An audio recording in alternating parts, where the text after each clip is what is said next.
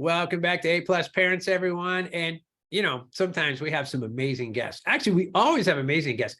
But what happens when we say we've got superstar status with us today? So today with us is Jean Burk from College Prep Genius. So give you a little background about Jean, and then have her share a little bit about herself as well and her journey and how she created her program. But, first of all, if you don't know about College Prep Genius, there's a book version of that too. It's or the College Prep Genius program. It's award-winning.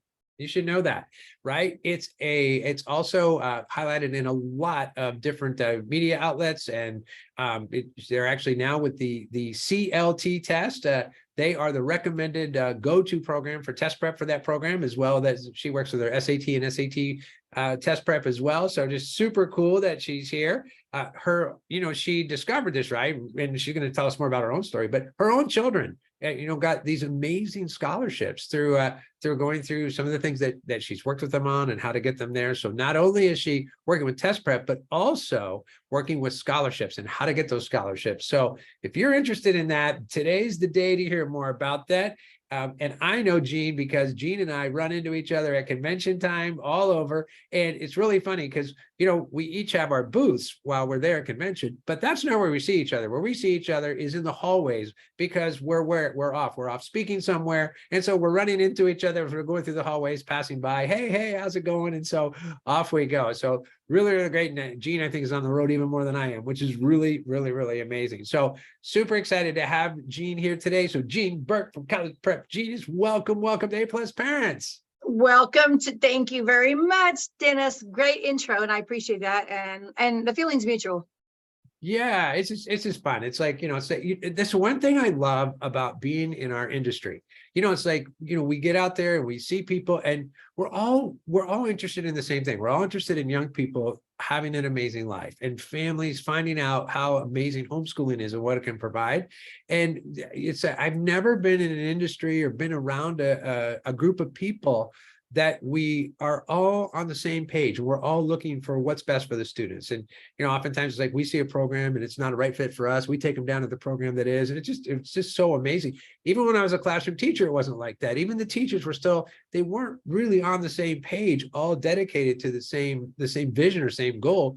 But in homeschooling world, and especially with the vendors that I get to meet at convention, it always feel like that. So it's really cool. Okay, so I know people, you're so well known, and I'm sure people have heard of you. And if they haven't heard of you, you'll find collegeprepgenius.com in the show notes. You'll be able to go and check it all out and see what's there. And we've got a special offer for people listening today as well. And Jean will share that with you before we wrap up here. But Jean, kind of tell us your story. So, what led you to create the College Prep Genius program?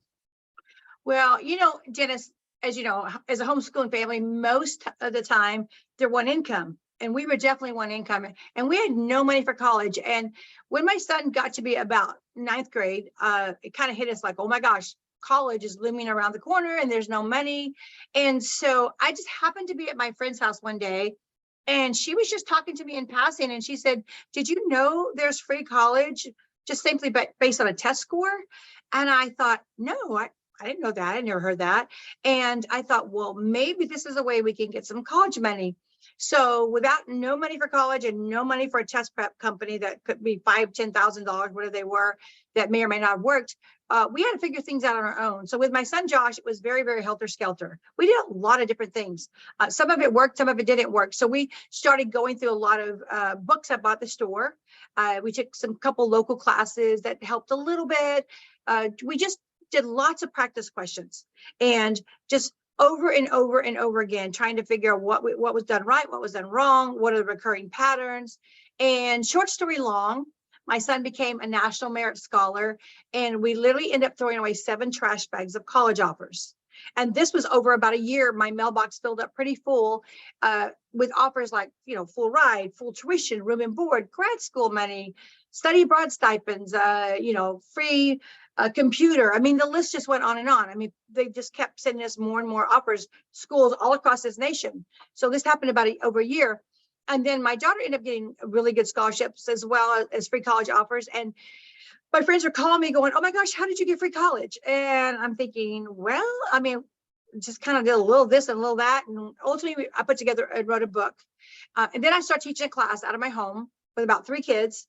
And that grew to where the living room and kitchen were full. And then some of the students were saying, hey, will you come to my school and teach? And then they would tell their school, and the school would call me. And then people wanted to know, hey, if I get together a few kids, would you come to my city? Because I don't live near you. And I was thinking, okay, sure. And then it was more like, how about coming to my state? Okay. And then I actually ended up going to 5 other countries outside of America to teach. And so it's just been really amazing. We've had kids raise their SATs as much as 700 points, ACT 11 points, lots of National Merit Scholars. Kids have gone to Ivy Leagues for free, even students in the top 1% on the CLT. So it's been great. I mean, just as you were saying, that's what we're here for. We're here for these students to not be strapped with 20 years of college debt, because that's the average. Students who don't get high enough scores, they don't hit those certain scholarship levels. There's some kind of gap that they need to fill in that money, and it tends to be loans. And so the great thing about the fact that the score is going to give you higher and more money is that these are beatable tests. And that these are just logic tests. And so that's kind of what started our journey. And now I've been speaking at homeschool conferences for many, many years, as well as other places too. But that's kind of been the season we're in right now, which is the kind of the homeschooling circuit that we're traveling in, you and I. So, Right. But it's been really good. Yeah, it's really awesome. And you talk about like the SAT, and I'll have you share a little more about the CLT, because that's a newer test and it's gaining a lot of popularity, which is really cool. But the SAT started, I think it was 1926 when it started, right? I had looked it up one time, and the whole idea of that was really to figure out who would go to the Ivy League schools and who wouldn't. That was it. That was the whole point of it. It was more like that predictability kind of test. And over the last 100 years, basically, right, the SAT keeps reinventing itself, and it's reinventing itself again. In a year, next year, in I guess now March of 2024, it's going digital, and so it's a whole different test and a different, the format is very, very similar, but the kids don't have to be there as long, but it's also digital now. So there's all these different things. So they kind of keep reinventing what they're doing.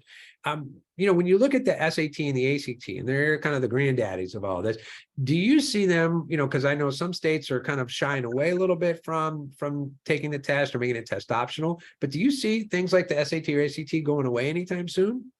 Oh, absolutely not. I mean, I think when people come to me and ask me about that, it's kind of a big top of mind right now for people, because that's what they read on Facebook article, or that some friend told them that. Here's the thing, past COVID or post COVID, there were a lot of colleges that were going to stay test optional until about 2024. But something interesting happened last year, and that's when MIT decided to return back to testing, and then Purdue followed, and then a lot of other colleges. And the thing about the testing is, and exactly what MIT says, they are the only fair way to compare all students equally, because as you know, a 4.0 at one high school is not the same at another. Every school calculates their scores differently. There has to be a fair way to compare students, especially homeschoolers, who a college could look at the transcript and say, well, how do I know you didn't make that stuff up? Give them those mommy grades. And so there's got to be some numerical component that's common to all students. And so these tests level the playing field. Another thing that MIT brought out, which is something I've been talking about for years, is that these tests help students who are in underserved communities. These are students that don't have the luxury of going to a very expensive prep school, but they can take the exact same test that every other student takes. So it makes it fair when you can make the same metric yardstick or that's equal to all people. And so I think the fact that they're not going away, and the fact that the colleges use these tests for national rankings. So the higher the score, of course, the more scholarship money that a student can get, because it ultimately makes the colleges look good. So that's why a test score is tied directly to how much money that you're going to get. And so that's why it should be such a priority. Test taking should be a class in every school, every homeschool, because it's a different skill set that's not being taught. And students are going to be tested all their life, not just for college and scholarship money. If they go on to post-grad school, law school, med school, even at their job someday, they'll be tested. A lot of engineers and nurses will tell me how every 6 months they get this certification test. And it's not about their degree. It is more of a standardized logic test that wants them to answer questions under pressure in a short amount of time. Because I think the one thing that we have in common is our critical thinking skills, because what we learn in Texas is not what someone would learn in Florida or California or somewhere else. So there has to be something other that gives everybody that opportunity, and especially for homeschoolers. Right. Well, that's awesome. I like that. And especially when you say, they're going to be tested the rest of their life. We talk to kids about taking tests. And one of the things we tell them, and I really stress this with parents quite a bit, and not to use the word stress, but it's kind of funny I use that word, because we tell them oftentimes, because a lot of times we talk to students and they deal with the anxiety, like test anxiety. And so we're working with them on that. We're not really going to be out to try to remove stress, because they get anxious and they get stressed, and then things, they get stressed out, and then they can't think, or they're having trouble, or whatever happens to them. And so we often tell them that it's not about that we're trying to remove stress, because we're not. So instead of removing stress to deal with the test anxiety, we're working with them on stress tolerance. Like, how do you tolerate stress? And you just pointed to it so perfectly, because in the job situations, right, that even employers are they want to see, how are people going to react, and how are they going to perform under stress? So it's not about taking stress away, it's how you deal with stress or how you tolerate it. So we tell them often that test prep is just so much more than just that. Yes, we want you to do great on the test, but these are skills, like life skills, that you can take with you. And I think if people can, find ways to tolerate the stress that they have in their life, the better, because they are going to be under stress and they can still get things done, which is really, really great. So, when you, you take a look at, and you probably heard the stories, and we hear the stories as well, even the valedictorians, you get the top of the top of the top, and they struggle with tests, and they could even bomb a standardized test. So why do you see that for some students, because some students do, some students don't? What do you see that kind of goes on for them, even these top students, but when it comes to the test, it doesn't go well for them? No, exactly. So the great thing about these tests, anybody can do well. The reason why a lot of valedictorians, we get them in our classroom all the time. Many of the schools I teach at, the whole class is made up of the top 10% of the school. I mean, these are smart kids. And I think the reason why that students, even the top of the top, do poorly is because they approach this test the wrong way. This test is not about IQ. It's not about what ranking you are at school, what school you go to. It is a logic test, and the questions are purposely misleading, and the wrong answers can be very appealing. So it's really easy to fall for the trick answers or to second guess yourself. They designed the test that way. Because there's no way it can be about what someone learns, because everybody learns something different. And so it has to be about something other that is equal for everyone. And so the tests are written in a way that if you can learn to use your critical thinking skills and look at a question and find out what's really asking and understand the wrong patterns. And the fact that the standardized test has standardized questions and standardized answers means they're going to do the same thing every single time. So you cannot study for these tests, but you study the tests themselves, because there's no new question types. They do the same thing every time. Even though it's changing next year, it's been changed. It's changed 3 times since I started. And the same strategies that I taught back in 2001, I still teach and they still work, because the College Board, they just do the same thing. They change the formatting up, but they keep the patterns the same. And that's how you beat this test. You learn the recurring patterns, and you learn not to look for the right answer, which again, what a lot of students do in school. For example, in the reading section, you're going to read a passage and you're going to look for the right answers. Well, if you do that, you're probably going to fall for the trick answers. So we teach you not to read the passage.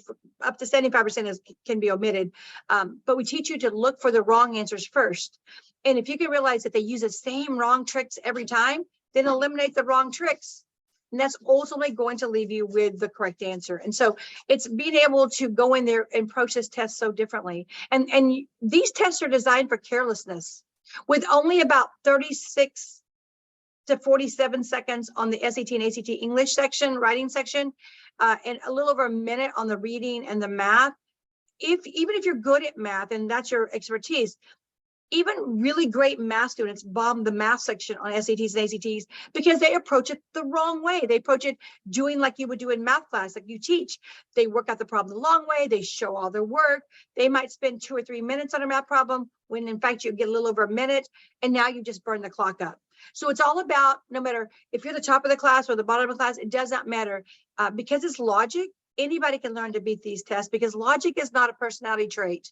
Even though some kids are more logically minded than others, anybody can train their brain to be more a logical thinker, regardless of where you are, what ranking you are, or what school you go to. I love that. That was one of my favorite classes in college. I took a class in logic and then found out they counted it as a math credit. I was so excited, but it was, yeah, I love that class. And I think that's helped me tremendously just in decision making and just in, like following the flow and the process and how do you get from one point to another. So yeah, I love that. And looking at it from these tests are more, they're logic based so that you're trying to, eliminate the wrong answers to get to the right answer, right? It's like what a beautiful method of going about it. So, you mentioned some pretty cool statistics in the beginning in terms of the success that your students have had. So what kind of success rate do you see? What's normal for your students that you've seen with your program? So probably an average student who goes through our program one time may go up about 250 points on their SAT. That's just one time through. Now, some might go up 50 points, some might go up 600 points, but that's kind of an average. But as you know, kids only retain about 10% of what they hear the first time. So you have to go back through it again and again to really solidify it so you can apply it appropriately. But we've had students who've raised their SAT 400, 500, 600, even 700 points, ACT 11 points, top 1% on the CLT, and a lot of national merit scholars, and even kids have gone to Ivy Leagues for free. So success rate really is what you put into it. I love Zig Ziglar's quote when he says, you can't get upset for the results you don't get for the work you don't do. So it just like your math programs, these are programs, these are not pills. And so there's no instant success. You cannot shortcut the shortcut. Right. And so students have to do the work. It's not an overnight success. You have, just like in math, learning the formulas and practicing, just like piano, just like golf, just like football, anything, you have to learn the moves and the techniques and the chords and the keys and everything. And then you got to practice correctly. And so it's a whole matter of the mindset of, are you motivated? Are you willing to put the work in and put the time in and learn the patterns and learn the shortcuts and strategies, and then practice with real tests. So none of that is ever instant. And so anytime somebody, says something to me like, I took your program and I didn't raise my score, and I find out, well, you took it a month ago, you didn't do the homework, you didn't do the quizzes, you didn't do any practice tests. I kind of come back and go, I did 10 sit-ups and I don't have a six-pack. I don't understand that. Right. It's kind of like, I don't know why anybody would think that test prep is any different than anything else in life. You got to do the work to get the results. Yeah. Oh, it's so great. We have our very first quiz in all of our courses. The quiz is called how to do the course the way the course is designed. And it's so funny because it's exactly what you're saying. And if kids are struggling, we always go back to that. Well, okay, how do you do the course the way the course is designed? And we'll find something in there that we can go back to and find. It's like, but if you're following the plan, here's the plan about how to be successful in the course. And you really pointed to that. Interesting too, because, I know for you, you're not always looking at what students are learning. It's more about how they're learning. And I think that's a huge distinction for people when you hear the difference between there's okay, well, what are you going to learn about? Well, we can talk about the what are you going to learn about, but it's how you're learning it. I think sometimes that makes the biggest difference. So, have you noticed that for you, like you have this method? So in the method, it's not about what they're learning, but more about how they're learning it. So how do students learn from you? Well, and that's a great question, because I think that the reason why even some of the really expensive name brand test prep companies, they do everything wrong. They teach students tons of math concepts, which is good for math. Speaking of Mr. D math here, you got to know math. Don't get me wrong. You can't go through taking a test without knowing math. But they give you more and more math concepts, thousands and thousands of vocabulary words, lots of elementary grammar exercises. So they're basically reteaching school over again. And these tests aren't about that. So we don't teach you content. When somebody wants to come, well, do you teach math? Absolutely not. We do not teach math. You better already know your math. If you don't know your math, you're in trouble anyways, okay? This is just about how to take what you've learned in math class or in English class or grammar class and apply those basic concepts to logic questions. Like, for example, it's not a math test. SATs are not a math test. They are a logic test using math as the medium.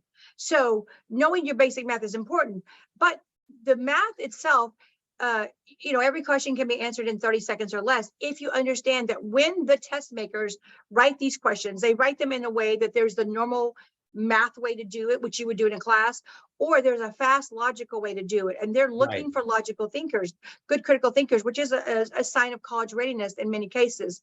And how else do you separate the good from the great, so to speak? You've got to have something other, because student A could go to a really hard class, rigorous courses, and have a certain GPA, and then the kid down the street goes to an easy school with easy teachers, and he has the same GPA as you do. So when a college looks at that, there's no way they can compare the two students. There's something that they need, something other, and they have to have something that's standardized, which is the only way to really fairly take two different students and say, okay, this student over here, we don't know what they learned or what they didn't learn. And so that's what's important. So what we do is we teach you that not only are these logic tests, but we also teach you that the questions are written in a way for you to learn to, if you don't look at them very critical, you will fall for the trick answers. And so we have like just online e-course that is just taped videos, students self-paced. Mom and dad doesn't have to do anything. They just, we do the homework, that we got the quizzes, and they do it on their own at their own time. And then we have like virtual boot camps where we have actual live teachers who teach the students. We take them through the questions and the answers, show them why the right answers are right, why the wrong ones are wrong, how to self-correct their mistakes. And then we also have live classes that, I've been teaching across this nation as well as other countries. BC, before COVID, we were in lots and lots of states, and then once the world shut down, we had to pivot to virtual. But now we have started back on teaching live classes, and so people who want to host my class, they'll contact us, and then we go into different cities and states, myself or one of my teachers, and we teach my program. So everybody learns different. So it's kind of like, does your child learn better in videos and at their own time, or do they need someone in front of their face to give them more accountability, ask questions and interact? Right. That's great. And when you're saying live, you mean live in person, like we're coming to your town, right? So exactly. So yes, and you're gonna need one of those shirts, like College Prep Genius on tour, right? And you got your all your tour dates. Remember the old concert T-shirt? I know. Right? I totally. I'm so getting that right now. That'd be so much fun. That's awesome. So okay, so when when you're looking like, people are listening right now and they're like, oh my gosh, I want to get involved in this, right? By the way, too, just a kind of a little, I don't know the word, but, for people, I know sometimes people have opinions about tests, right?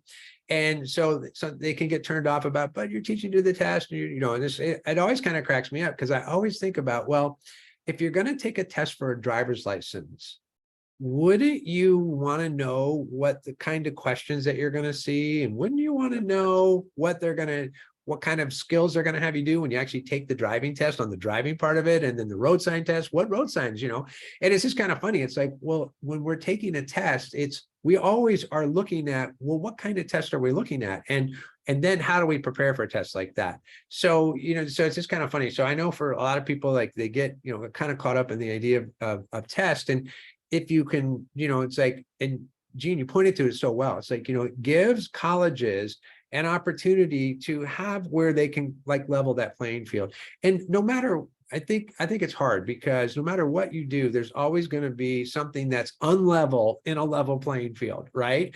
Because everybody's still trying to figure out, well, how do they get that? They haven't heard of you before, right? And so here's all these young people that are working with your program, but someone else hasn't heard of you. That's the unlevelness of it, right? But what you're promoting and what it looks like and how people can access it, they can get to you, which is really, really great. So when you're looking at the kinds of tests, because you probably don't do test prep for how to take a driving, to take your driving test, right? So which tests do you work on that students can participate in? Well, and it's so funny you said it, because I use almost the same analogy I often will get someone say, well, when you show someone a shortcut, that's cheating. And I'm going, cheating? Well, wait, let's define cheating. Cheating right. is if I give you the answers ahead of time. That's cheating. Right. And I say pretty similar to what you said. I said, if you're going to take a history test, you study history. If you're going to take a geography test, you study geography. If you're going to take a logic test, then don't you study the logical patterns? And so, so true. But what's very interesting is even though we have focused all these years on SAT prep, ACT prep, PSAT, CLT, what's interesting is people have come to me over the years and told me, well, the strategies that you teach have worked on X test. And so I have so many crazy stories, like not just the getting to college and getting scholarship money, but like the LSAT, the MCAT, the CPA test, the real estate test, the civil service test, the ASVAB. And the reason why is because most test companies are all going to do the same thing. They're going to create a test to where there's one objective, indisputable answer and several distractors. And so the same techniques have been applied to so many tests. Even my son was offered numerous offers to law school based on his LSAT. My daughter on her GRE for grad school.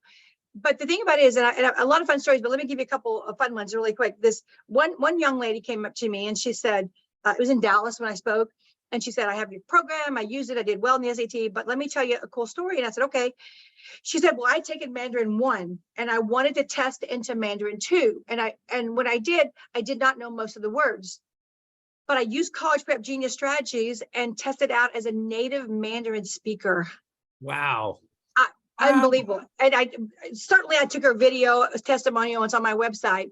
Another gentleman, when I was in Arizona one year, came up to my booth and he said, we have your program. I've been going through it with my daughter. And he said, my company gave everyone the professional performance security test, which to this day, I still don't know what that is. And he said, they tested the whole company and every employee failed but him. Wow. I was like, whoa. Why is that? Because I know nothing about that test or about Mandarin. But what I do know is that the patterns that the test makers use almost always use very similar testing skills and just recurring information that you can find on pretty much any test. And so if you learn that, that's why it's a different skill set that should be taught in every class. And the great thing is that you can make it an elective on your transcript.